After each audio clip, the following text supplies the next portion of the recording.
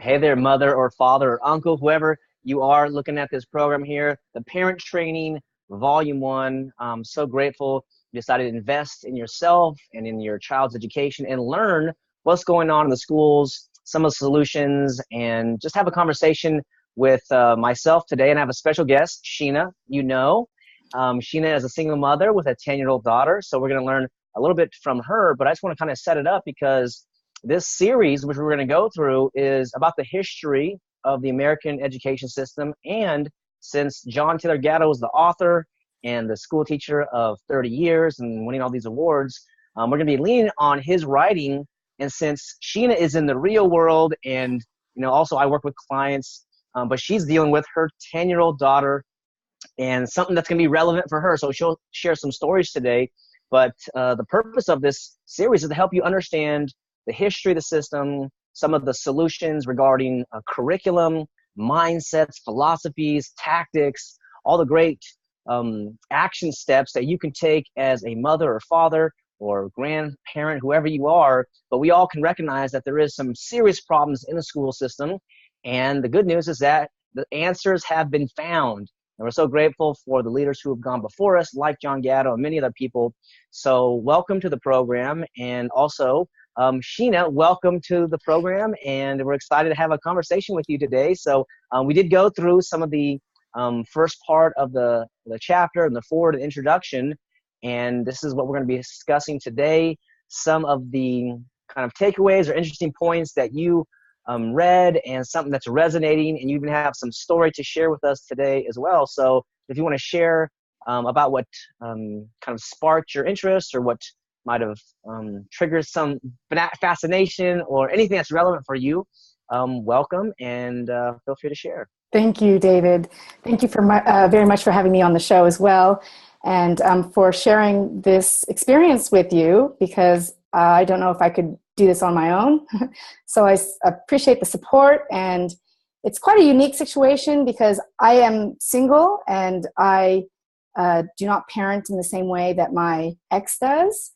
So I have looked into the homeschooling option before in the past, so I'm kind of open to the idea, but I'm just on my first couple of steps on this path, and so I really appreciate the book and your support. And this story starts with my daughter coming home from school last week. She has a presentation that she has to give at school, and so she brought home the topics that she had to speak about. And there was about 10 topics, and they're all kind of boring. Who built Australia? I live in Australia, so they're all Australian topics. What it's like to be a global citizen, the benefits of being right and wrong. I mean, they're quite dull, to be honest. And she chose, the difference between right and wrong. I think that's the title. And we had a big chat about what we were going to talk about. And her grandpa, my dad, got into the equation and started teaching her how to build a speech and what she needs to do with her hand gestures and the times that she needs to keep. And he even gave her an example to watch. And when we were watching the example, she stood up and stomped out of the room and said, Grandpa's taking this too seriously. I'm stressed and I don't want to talk. I don't want to do a stupid presentation, and you're forcing me to do something that I don't want to do. And and it was at that point where the penny just dropped, and I thought, you know what? David talks about this all the time, that we're forcing our children to go to school, and she just called it out so clearly to me. So I have never heard my daughter tell me that before. We've done projects before, and we've been able to successfully and happily get them done. But this time was very different. And I ended up writing the report or the presentation, and we'll be practicing it this weekend. And yeah, I'm not thrilled. I'm not interested either. I'm not interested. I don't want to deal with this. Now I've got the pressure of delivering a good speech. How long does the speech have to be, or length or time? Yeah, it's supposed to be 4 minutes or under. And so Grandpa, of Yeah. course, said, you've got to get it to the closest to the 4-minute mark as possible. And I'm thinking, well, what can we do to shorten this speech? So I think that the end result is that we're going to have it on cards, cue cards, and that she's just going to read, and it's going to take as long as it takes her. Right. Yeah. So this is one of the challenges of the school system. It is compulsory, and I use the word forced, which Gatto, puts in the book, because that's what it is. You know, it's mandatory attendance, it's forced, and it's really a gift that your daughter gave you, I think, to use that word, you know, because this is the conversation that, you know, we've been having. And when the children say that word, that should be kind of a red flag, because I would never force you to do anything. And I think you would reciprocate. You wouldn't force me. And we don't force people to do stuff, especially people we like or love or, you know, have respect for. So it'll be interesting to see how it unfolds this next week. But for any of the parents out there who, you know, have children, whether they're 10 or 8 or 12, understand that when you force them to do something, whether it's write a speech or do the assignment, this is very unnatural, because there's no other place in adult life where you're forced to do anything. You know, in the working world, we are paid to do things. So yes, we might have to get up early. Yes, we might have to do some report or do some presentation, but it's different when you're voluntarily choosing that and you're getting paid for your time and effort. In school, you get nothing. You get a grade on a piece of paper called a report card, and there's so much pressure and emphasis put on that grade. But in the real world, and maybe some of you can relate, nobody cares about that. You know, I have a business degree and of course went to public school and, you know, worked really hard for my GPAs, but nobody ever has asked to see my GPA or my business degree for that matter. So I hope that, you know, despite having the different, you said the X, you know, philosophy of education, you know, you are actually kind of her guardian angel in a way, you know, because you are starting to see through this compulsory system. And the system was designed to create obedient people for factories and for the military. And that's what we're able to begin to learn with Gatto's book here, is the revolutionary origins of this system, in that it's only over maybe 150 years old, 160 years old. And before that, how did people learn? They learned through self-directed learning, which is a variation of homeschooling called unschooling. And I think the unschooling movement, which includes, you know, unschooling as well, like this is a growing phenomenon, and a lot of, you know, celebrities and wealthy people are pro homeschooling because they see what's going on in the school system there. So it's a great time to learn about these things, and maybe you have some quotes from the first reading that you'd like to share, and if you want to give the page number so the other viewers can follow along with you. Yeah, before I go into the book and the quotes I want to share, there is another story, a very quick story, just sort of related to what you're talking about, starting to see what's going on with the education system. Because ever since I've met you and I've started to look closely, I'm starting to see there is so much that has been hidden. And so as I'm starting to see these things about the education system, a couple of weeks ago, I picked up my daughter from school, and it was trash, like National Trash Day, like Pick Up Australia Day. I don't know, they do that every year. And so my daughter was complaining about how she went out to pick up trash, but they got lost. And they got lost for 2 hours, and they didn't have any water with them. And they were all very frustrated because they went out on this excursion to pick up trash, and it was just a huge mess. And this was like, I think a week or so after I met you, and this is the first story that I was just like, oh my gosh, what am I doing? What is she doing going off campus, getting lost? You know, and then they were all so thirsty that nobody had water for 2 hours, and it was like the hottest day in Australia. So it was like, oh my gosh, what have I done? Was that with the class or with the group, or the who whole did she go with? Yeah, the whole class. There was like 30 kids in this excursion of picking up trash, and she eventually said it was a big waste of time, and we wasted plastic because all the bags couldn't be used. So, Wow. I And the mean, teacher that's was in how, charge of that? those are the people that we're like leaving our children with. I know it was a Right. mistake, and I'm sure I probably would have made a mistake like that, but no water? Come Well, on, for 2 hours. well, this But is the challenge, right? These teachers are basically like daycare providers. yeah, And, my mother was a public school teacher, and I have family members who are teachers and principals now in the system. So this is not to say that there's like evil people in the system who are, trying to do this, but it's an institution. And there's so many mechanisms that are in place, like bells every 45 minutes, mandatory attendance, forced curriculum. You don't get to choose what you get to learn. And so I just saw a news article actually last week also where a 5-year-old girl had been left by the bus. And this is the third time it happened in the school year. And yeah, so the father was irate, and it's like, well, who's really to blame if this organization is being negligent with your daughter? Do you keep allowing this, you know, tragedy to happen? I mean, it's really scary if your 5-year-old daughter does not catch the bus. yeah. So anyways, there's so many different problems that are going on in the school system, and we do have some solutions. And with John Gatto as our Anchor. intellectual guide, Yeah. we can take a look at some of these problems with a new perspective. And I think some of the parents would be interested to see what was interesting for you. And of course, parents, we're interested in what you have to say. So in the Homeschool Leader Facebook group and other Facebook groups that we have, feel free to comment and share what's interest to you. Okay, so this is on page 25, and it really sets the scene, I think, David, for what we're going to be talking about. In this book, which first appeared in 2003, asks two related questions: who wins and who loses? The author answers the second question clearly: the students.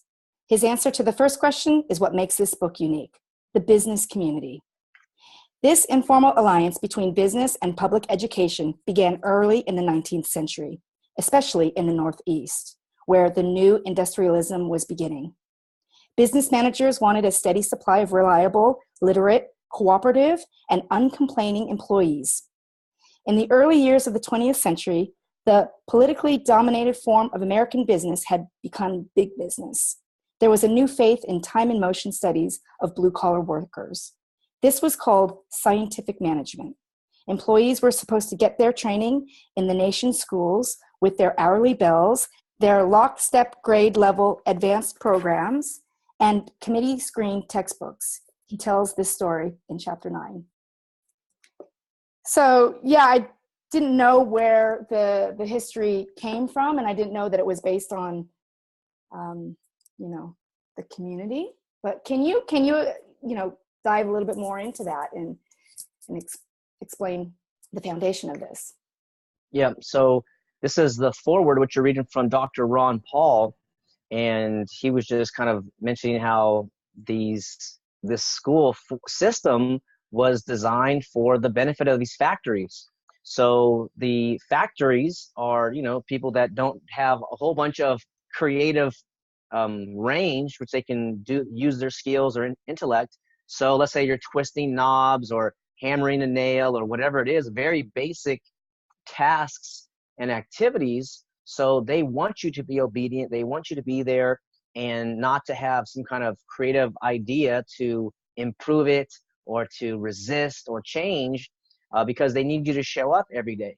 So this goes to, the Rockefellers, the Carnegies, and it's not necessarily like a evil conspiracy, but it's a logical thing that they would do. If you and I were in business as manufacturers or running factories, we would have the same conversation as, man, these employees show up and they're not doing their job. So we have to train them at a young age so that they obey, and they hear a bell and they change, they stay, and we give them a break, and we, have them do these certain things where they need permission, right? And this is the challenge when the colonists first got to America.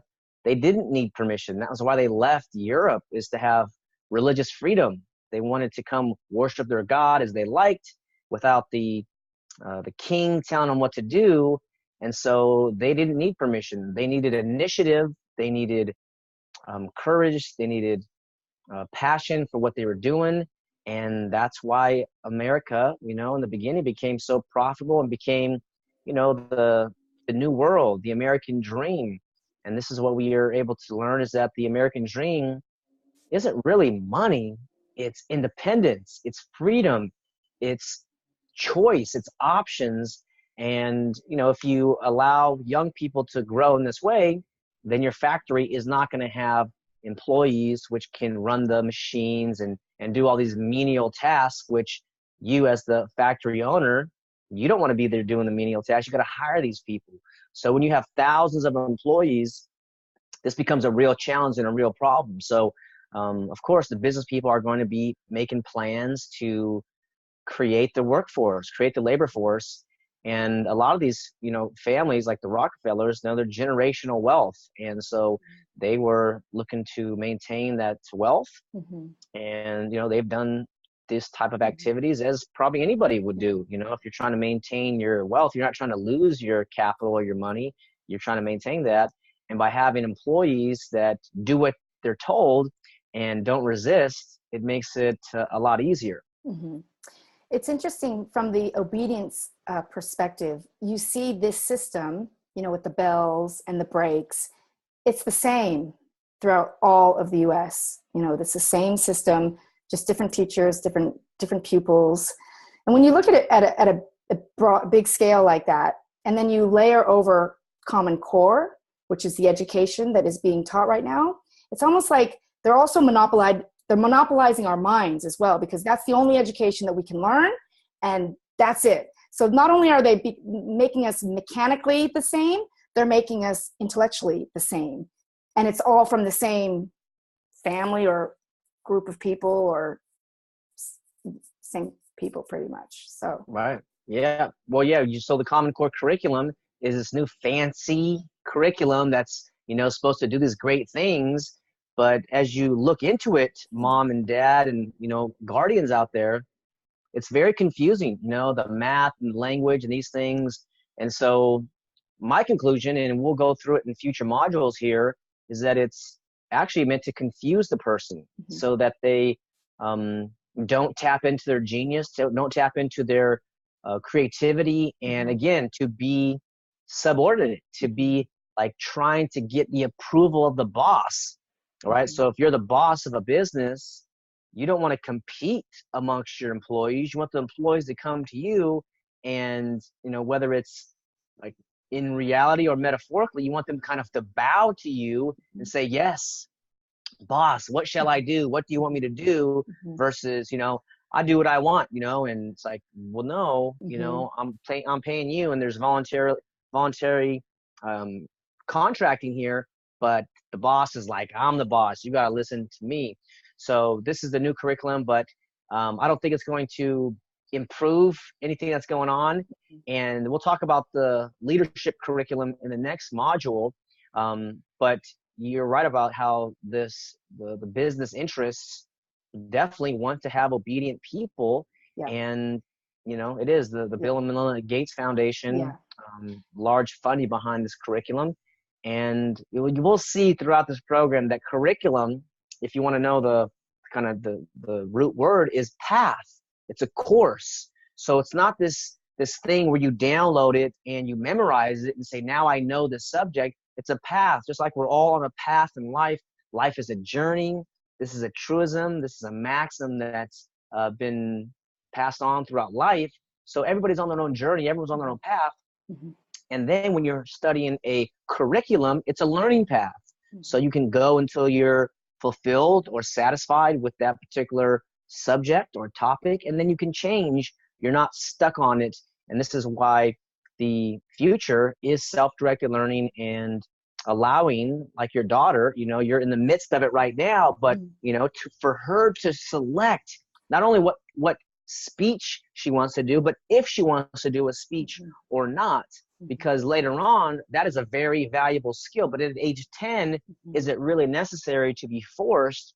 I don't think it is. I think, wait until she finds something she's passionate about around age 12 or 14, and then you can help her go around to local organizations or businesses or groups and say, hey, I got this my daughter, she's 14, she's passionate about XYZ subject, and she wants to talk to the elementary students, she wants to talk to the senior citizens, she wants to talk to whatever, and then she becomes someone who can really become a impactful person in her community.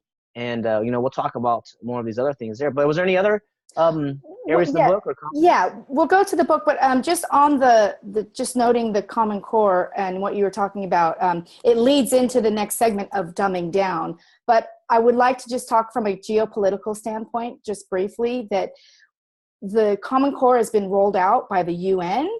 And if you look closely at the UN and their philosophies about global dominance and who's kind of running the show right now, it's not America.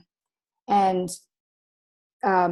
in their grand scheme, they're looking at America in a different way than they have been looking over the past 100 years. And where Asia used to be behind America, and America was the front runner, that's changed. And Asia now is the front runner. And if you go to the UN and you look at their documentation, they are supporting Asia as the front runner, and they're positioning the US to be the worker bees, or to be the people that are just going to be, not creative and the type of workers that just get the job done. So I just kind of wanted to talk from a geopolitical standpoint. It's all tied in to the UN, and their plans are not looking pretty for the US as a whole. So the sooner you can get them out of that structure of the system, and the freer they are to build their own business and stay out of the corporate conglomerates that are running the show right now, then the better for the kids. So the second section is related to dumbing down. And I think it's a term that John actually coined. I don't know if he coined it, but he did write a book. And this paragraph was quite, significant.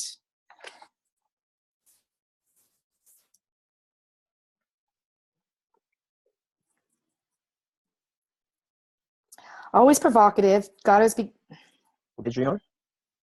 Sorry. Start over again. Page 29. Always provocative, Gatto begins his talk this October evening by projecting on screen a picture of a goofy-looking boy. Standing before a table cluttered with cereal, soups, and other packaged goods, the boy pulls out absentmindedly his ears. The image, Gatto says, represents a typical American teenager. His emotional and intellectual growth has been stunted by video games, sitcoms, and American schools, which he calls government reservations. Does organized schooling have anything to do with an increase in childlessness? He asks, his megaphone of voice booming. He soon answers his own question. This is the thesis that I'll be pursuing tonight, that enormous numbers of American children have been dumbed down and made morally incomplete. School extends childhood far beyond natural bounds. So I thought that was quite interesting. I mean, he goes into dumbing down and what that means. So David, can we dive in a little bit more into the dumbing down? I mean, we did talk about Common Core. Are there other ways that they could be dumbing our children down? Well, it's the whole structure of the system. So the curriculum is one aspect of it, right? So the teachers are basically agents of the state who are hired, and they are paid through property taxes, which go to the state and go to the district. But the curriculum is one way. The other way is through the regimentation of the schedule, right? So this is depending on what grade your child is in. They might have 4 classes a day. They might have 6 or 7 classes a day. But these are classes that they have no control of. And they'll show up at 8 o'clock in the morning, go to a class for 45 minutes or an hour, and then the bell rings. You have 3 minutes to hurry away to get to the next class. So let's say the first class is math. So you study math for, the class is 45 minutes. Maybe you get 30 minutes in because you got to get your backpack out. They got to pass out. They got to look at the whiteboard or the chalkboard and explain it. So how much math is really done? Very little in that 45-minute period. Then let's say the next class is English. So if someone was interested in math in that first session, now they have to turn off their interest in math. Now they have to go to English. So it's a completely different subject, and now it's a whole different topic. So after the English, maybe there's PE. So, and after PE, maybe there's science. And so this process goes on every day for 12 years. So what the child learns is not so much the content, but the actual regimentation, the habit, the indifference, the ability to just turn off your interest, turn on your interest. And then the really sad thing is that they learn they're not in charge of their own life, and they're not in charge, or they don't have the freedom to study what they are interested in. Said in another way is their interests don't matter, their opinions don't matter, their dreams don't matter. Why? Because for 12 years, they haven't had any freedom to explore any of those things. And that is a really sad thing. And so that's why John Gatto, and you might have seen the documentary called Classrooms of the Heart. It goes through his process, but he would allow students to pursue their interests because he said, I'm basically giving their life back, right? Because he saw the regimentation of the bells, of the curriculum, and he said, the only thing you really learn in these schools are bad habits. And it's so sad because it's pretty much true. You know, you learn to ask permission to go to the bathroom, right? This is another authoritarian type requirement. There's no other place on earth where you have to ask permission to go to the bathroom. Maybe jail, right? So this is why myself and Gatto call it a prison. I call it a day prison. He calls it a modern day prison. And it's harsh. I realize, however, if we're going to move beyond this, and so mom and dad out there, you might not have the dream to change the whole system, but you have a child in the system. So to accurately see what it is and to call out what it is, and most of us felt this in our previous era in life, you know, where we went to the public school, like I did, and I think you did, and then our parents as well. And so it's this incrementalism of the state who does not want any dissent. They do not like revolution. They do not like originality. And so all of these layers on top of the student's mind and on top of their heart, really, and their soul or their spirit, is that you don't matter. And this is not expressed explicitly, but it's almost subconsciously we feel that. And that's what I felt, you know, for going through my experience. But I'm curious for some of the parents out there, you know, what do you think your child is feeling? What are they saying? You know, just like you, Sheena, when your daughter said, you're forcing me to do it, like you guys are taking it way too serious. I don't want to do this. Then what she's saying is, you're taking it too serious. I don't want to do this. So you're forcing me. So it's really difficult because mom and dad, and maybe Sheena, you can relate to that. It's almost like we feel that we're judged by how successful our children are. And I want to remind you that they are their own person. They're their own human. They have their own thoughts. And, you know, they do have your genetics in some way. But their success or, quote, failure in life is not a badge or a demure of yours, right? So my philosophy, you know, as parents to be, is love is the most important thing in our relationship, and trust is the most important thing in our relationship, because that's something that's continually developing. You know, just like if I go to the gym, I'm not done working out for the rest of my life. My muscles will get sore, I'll get stronger in a couple of days, but I got to continue doing that. Just like eating a healthy meal, I got to keep doing that. In the same way, our relationships are always in need of stronger trust, more love, more understanding, more compassion. And so as parents, you know, we want to think about, okay, am I saying it or am I modeling it? Am I demonstrating it? Because these children who we love so much, they're in this factory system, which is over 100 years old, and it's for factory workers. And now, Sheena, you and I are talking on the internet here, and this is essentially a, you know, international phone call across the globe. So what's it gonna be like in 5 years, in 10 Mm. years, when these children are now young adults and adults in the working world? It's going to be very different. It's going to be more technologically advanced, so more self-initiative.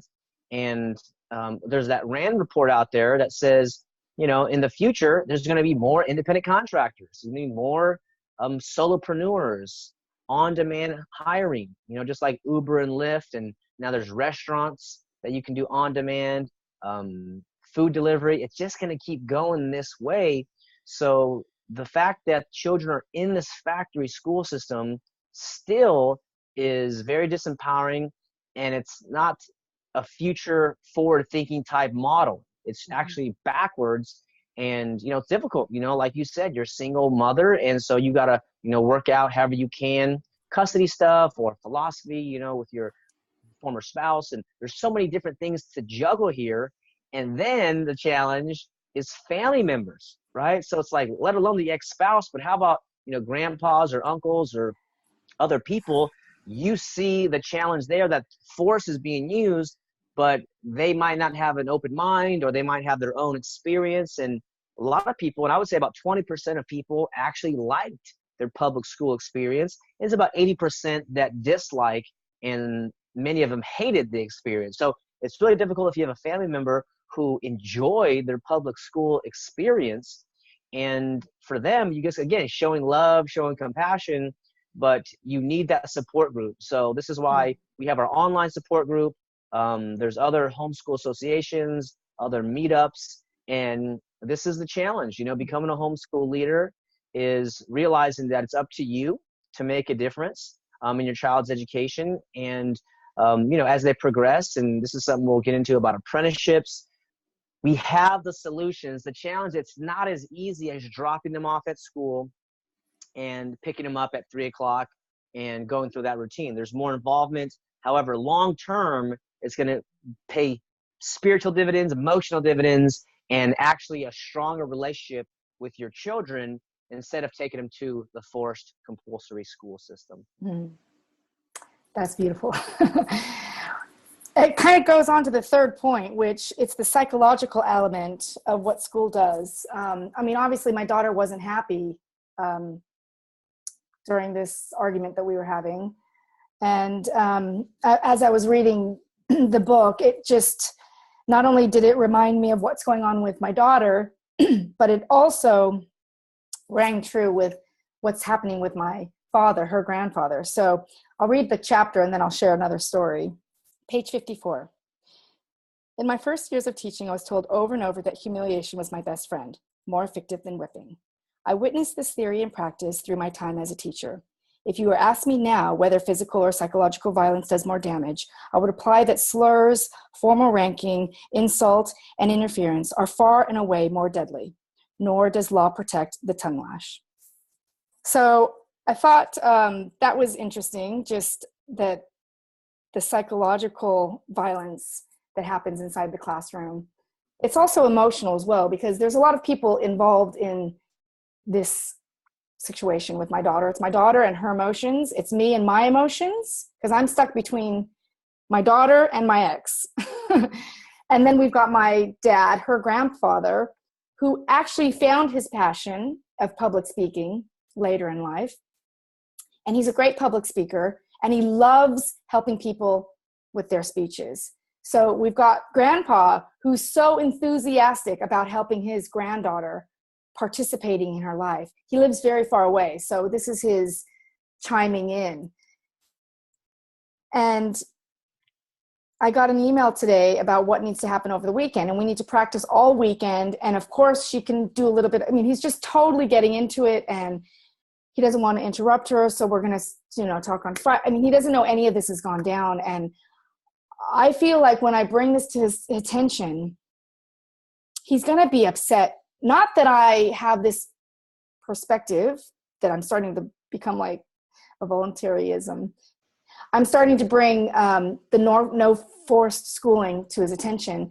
He's going to be more upset that he can't participate in the speech, like the helping of her, I just feel like I'm going to cut off something that he really passionately enjoys. and he's not going to have that time. Now, if my daughter asked for his help for writing something that she had a passion for, this would be a completely different story, you know, like what you said a few minutes ago. So why not consider that? I mean, because I agree, grandpa, he loves you, right, as your daughter, and he loves his granddaughter so much, you know, more maybe, or equal, or whatever it is, but he loves, you know, his granddaughter. He wants to participate.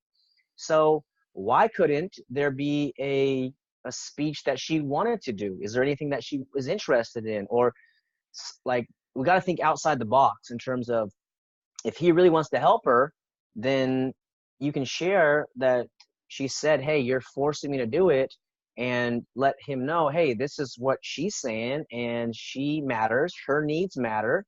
So what can we do so that you are still helping and she's not feeling coerced into the situation?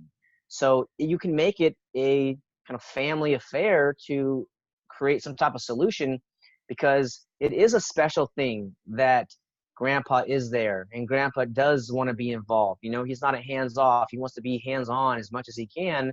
However, what I would recommend to you and him, if I could, would say the focus is on her. This is her education. This is her experience. And so maybe there could be some type of, you know, side topic or side speech or something. And even for the schools, like that, this is where you might, you know, have opportunity to have a conversation with the teacher or someone else and say, you know what, you gave us a list of 8 topics, but she wasn't interested in that. So we added a 9th topic, and here's what shit is, here's what her topic is. And it's something she's passionate about. And so if you and your ex-spouse get on board with that, then really what can the teacher do? You know, because it's really, the power is really in the hands of the parents. And so that's another possibility, you know, to say, hey, she wasn't interested in those topics, but she did complete the speech, and here it is. And, you know, this is what she's going to deliver, and her father and I support it. Now, the challenge is that you wrote the speech for her. So now you have some investment in the outcome as it is. So it's like, well, I wrote it. Now you got to practice it. So again, this is kind of what a lot of parents are probably experiencing who might be watching this, is how do I balance my needs with my child's needs? And so I would invite you to consider that everyone's needs matter. And so just as you want to feel successful as a parent and successful as a grandfather, your father might want to feel, and then she wants to be a successful student. So it's really a long-term process of helping her understand what is the purpose of school and what is an education. So you can even have a conversation with her about, like, why do we have these bells? You know, why do we have this structure? So that she understands it really is an unnatural situation. So again, this is the conversation between, you know, you and her father, where it's like, okay, what's really going on in the school system? And just like we've discussed, you know, calmly and hopefully, you know, copiously here, that it was designed for this factory system and for benefit of the military. And, you know, you can take a look at Gatto. There's other people who, you know, talked about it, but Gatto is one of the most important and lucid writers and speakers on the topic. But in any case, speaking is important. And, you know, you have this opportunity this weekend to come up with some kind of creative solution or to enroll her in the speech. But, you know, it's really a tough spot, you know, Sheena, where you have interest and desire for her to do the speech, and hopefully she does, you know, for like the purpose of school. But in the real big picture of it all, how significant is this speech to her life, you know, versus finding something that really makes her feel inspired or makes her feel joyous or makes her feel happy, right? I mean, these are the things that people don't discover till their 20s or 30s or 40s or maybe later beyond, where they're like, I just want to be happy. I just want to feel grateful, you know, for my life and for my health and for who I am. Well, this conversation, a 10-year-old is ready for this kind of conversation. So again, the challenge of the spouse is a big one, but you know, if you support it in wrap it in love and trust and understanding, despite the situation, I think you might have some type of positive outcome. Thanks, David. The book has a lot of great essays, and I thought we would just end with the essay at the end of the first couple of pages that we spoke about earlier. I love reading John's words, and he has such great insights. I'm on page 55. Nope, I'm on page 56. It's called The Art of Driving. And in this essay, John talks about learning to drive when he was 11 years old and how ridiculous it is that how ridiculous school is, because someone who learns to drive as he did, you can learn in 10 hours, 20 hours, 30 hours maximum. And the unbelievable part of it is that you are driving a vehicle which could be termed a weapon, right? Because if you drive off, you can kill somebody, you can kill yourself. This is a very dangerous thing, but you're effectively learning it without the compulsory attendance, without the compulsory teacher. This is, of course, one of the excuses of the forced school system is learning to read, write, and do arithmetic. If we don't force you to do it, then you're never going to learn it. Well, there's natural interest in self-preservation that's there. So regarding driving, he says in this essay that 5 gallons of gasoline is equal to a stick of dynamite. So, and this is true, so if you have, let's say, a full tank of gas, it's about 15 gallons of gas. So now you have a 15-year-old, or for him, he was 11, or maybe a 16-year-old, 17-year-old, your son or daughter out there, driving this metal weapon with 3 sticks of dynamite in the back with just a few hours of training. So this is what the point that he proves is that everyone basically is competent, in some way. And he says driving proves that to me.